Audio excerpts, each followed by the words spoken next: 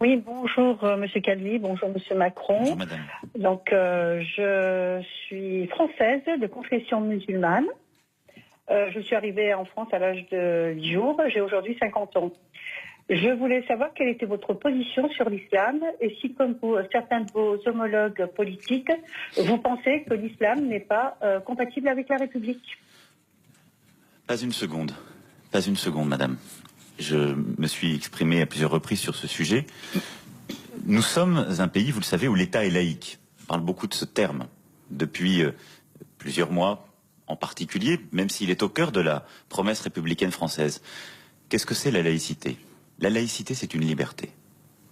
La laïcité, c'est ce qui garantit la neutralité de l'État, des services publics, mais c'est ce qui permet à chacune et chacun de croire dans son intimité, mais de pouvoir croire dans le respect plein et entier de toutes celles et ceux qui vivent autour de lui.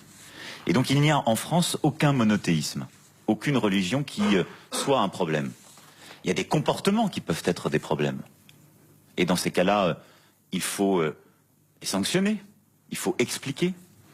Mais il y a un objectif collectif qui est celui de l'émancipation des individus et de la société. Donc toutes les religions ont leur place dans la société française à égalité. À égalité. Parce que c'est justement ce que permet la laïcité.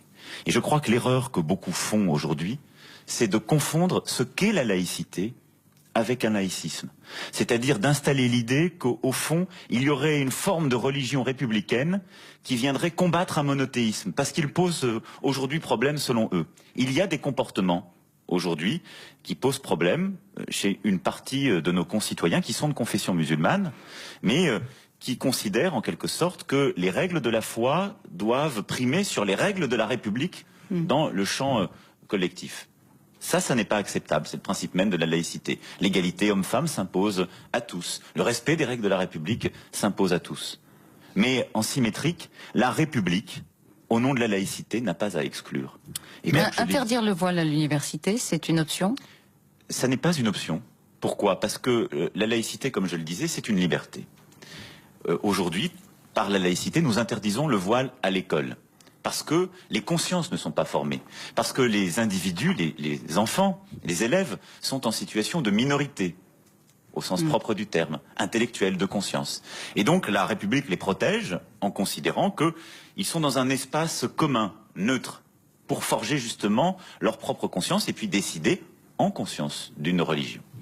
L'université, c'est le rassemblement d'individus adultes, de conscience éclairée. L'université, c'est le lieu d'expression politique, d'opinion. Et donc, à l'université, on peut avoir une religion.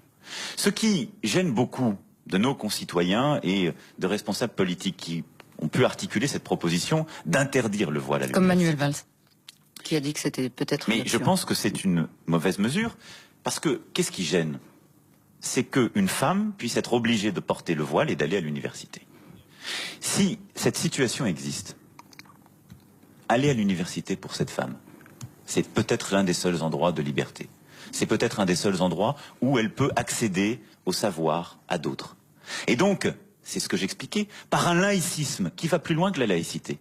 Vous recréez vous la renvoyez à la mort. Vous recréez du communautarisme. Vous l'assignez à résidence. Le vrai scandale, c'est que cette femme soit obligée de porter un voile, alors même qu'elle ne le veut pas.